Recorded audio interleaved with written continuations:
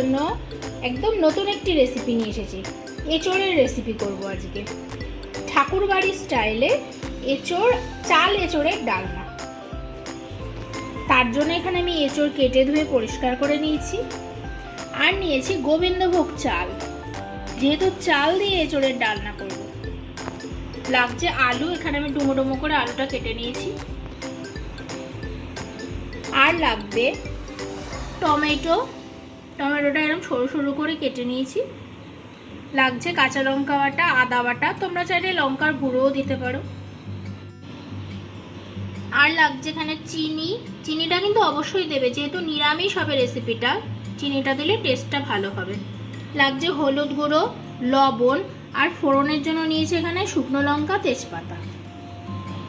রান্নাটা আমি পুরোটাই সর্ষের তেলে করব।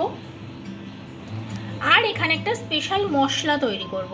মশলার জন্য এখানে নিয়েছি আমি গোটা জিরে, কটা লবঙ্গ, কটা এলাচ, কটা দারচিনি নিয়েছি, একটুখানি স্টার অ্যানিস নিয়েছি, আর নিয়েছি সামান্য একটু জয়িত্রী।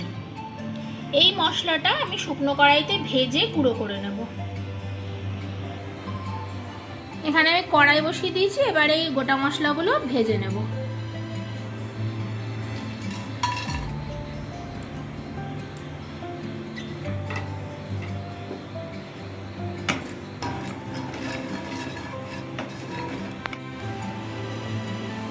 এবারে একটা কড়াই বসিয়ে দিয়েছি, দিয়ে দেবো সামান্য সর্ষের তেল।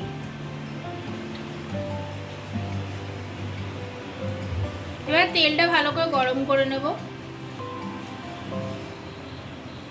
দেখো তেলটা আমার গরম হয়ে গেছে।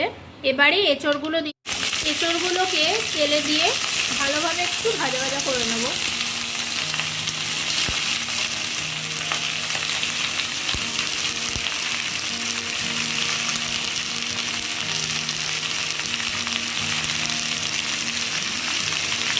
এবার এর মধ্যে দিয়ে দেবো সামান্য লবণ আর হলুদ। দিয়ে দিচ্ছি সামান্য লবণ, আর দেবো সামান্য হলুদ গুঁড়ো।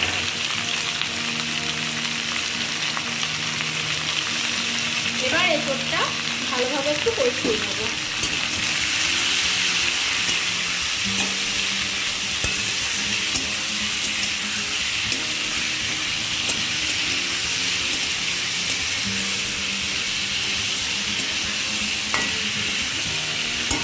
এবার ঢাকা দিয়ে দেবো, তাহলে এঁচোড়টা একটু নরম হয়ে যাবে।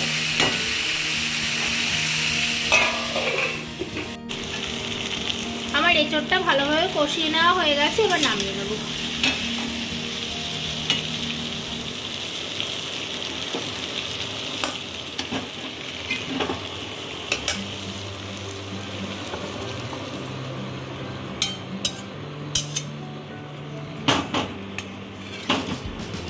এবার কড়াইটা আবার বসিয়ে দিলাম। কড়াইতে দিয়ে দেবো আবার সর্ষের তেল।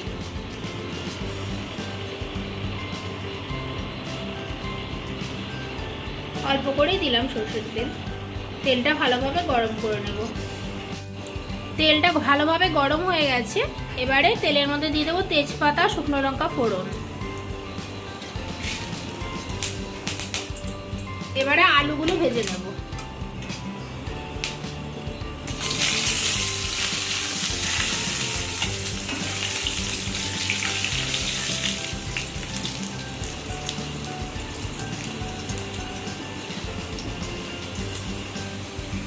আলুটা ভাজা ভাজা হয়ে এসেছে, এবারে দিয়ে দেবো এর মধ্যে টমেটো কুচি। এর মধ্যে দিয়ে দেবো এবার লবণ আর হলুদ। টমেটোর উপর লবণ দিয়ে দিলে টমেটোটা তাড়াতাড়ি গলে যায়।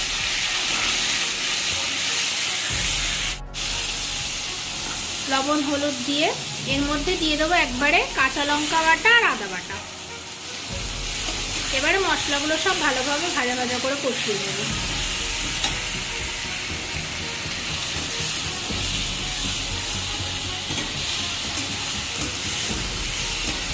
এর মধ্যে সামান্য একটু জল দিচ্ছি, যাতে মশলাটা পুড়ে না যায়।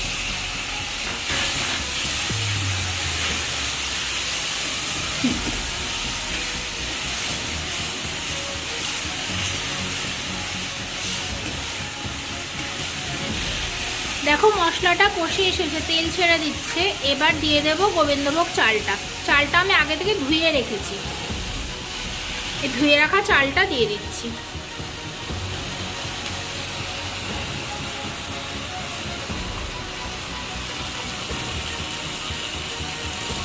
এবার মশলার সঙ্গে ভালোভাবে চালটা কষে নেব।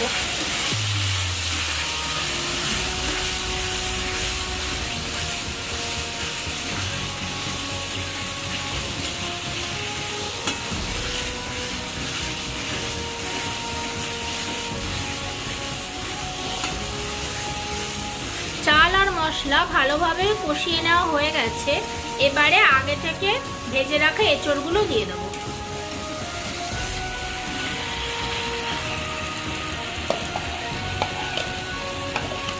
এবারে এঁচড়গুলো চাল আর মশলাটার সঙ্গে একটু ভালোভাবে মিশিয়ে নিচ্ছি।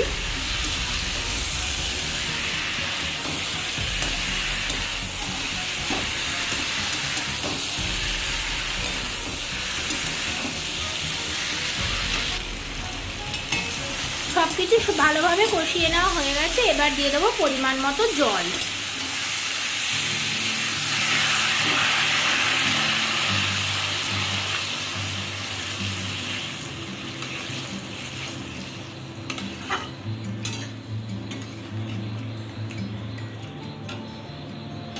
এবার ঢাকা দিয়ে দেবো, ঢাকা দিয়ে হতে দেবো চালটা যতক্ষণ না ভালোভাবে ফুটে যাচ্ছে।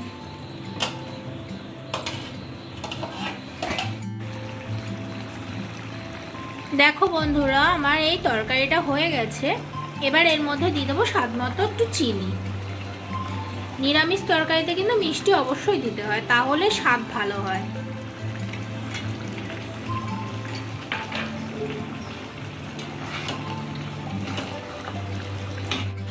এবারে দিয়ে দেবো সেই ভেজে গুঁড়ো করে রাখা মশলাটা।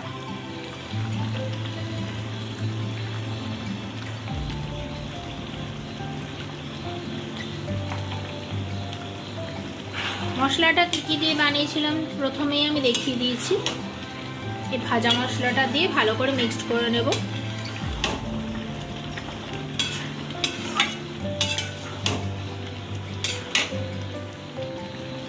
এবারে দিয়ে দেবো এর মধ্যে একটুখানি ঘি। ঘিটা আমি প্রথমে দেখাতে ভুলে গিয়েছিলাম, এখন দিয়ে দিচ্ছি একটুখানি ঘি।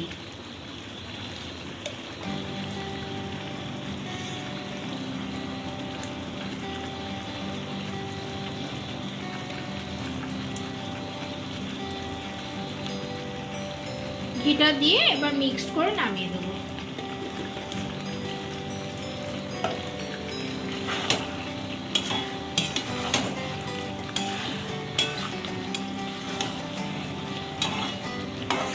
দেখো আমার তরকারিটা একদম রেডি হয়ে গেছে। গোবিন্দভোগ চাল দিয়ে এঁচড়ের ডালনা একদম রেডি। এবার এটা ঢেলে সার্ভ করব। দেখো বন্ধুরা, আমার গোবিন্দভোগ চাল দিয়ে এঁচড়ের ডালনা একদম রেডি। দেখতেও কত সুন্দর হয়েছে, খেতেও খুব টেস্টি হয়। ঠাকুরবাড়ির স্টাইলে এই রান্নাটা তোমরাও বাড়িতে ট্রাই করে দেখতে পারো। এরকম সুন্দর সুন্দর নিত্য নতুন রেসিপি পাওয়ার জন্য আমার চ্যানেলটি সাবস্ক্রাইব করে পাশে থেকো।